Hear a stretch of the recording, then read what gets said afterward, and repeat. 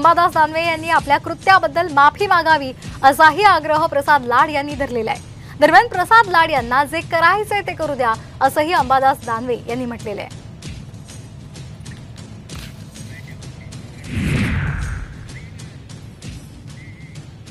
मी सभागृहाला आणि सरकारला आणि माननीय उद्धवजी ठाकरे आणि महाविकास आघाडीच्या नेत्यांना देखील यामध्ये आवाहन करतोय की या बाबतीतली शिक्षा ही विरोधी पक्षनेत्याला झाली पाहिजे, विरोधी पक्षनेत्याचा राजीनामा झाला पाहिजे, विरोधी पक्षनेत्याचं निलंबन झालं पाहिजे आणि त्यांनी जाहीर माफी माझी नाही तर माझ्या कैलासवासी आईची मागितली पाहिजे।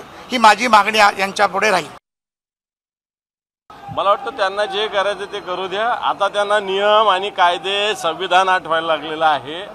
इतक्या दिवस त्यांना कायदे म्हणजे त्यांच्या घरची जहागिरी, त्यांच्या घरी पाणी भरणारे वाटत होते। आता त्यांना कायदे नियमाची जाणीव झाली, चांगलं आहे। महाराष्ट्रातील सर्व बातम्यांचे विश्वासार्ह व्यासपीठ, सकाळच्या सर्व सोशल मीडिया प्लॅटफॉर्मला लाईक, फॉलो आणि सबस्क्राईब करा। तसंच सर्व नोटिफिकेशनसाठी बेल आयकॉन प्रेस करायला विसरू नका।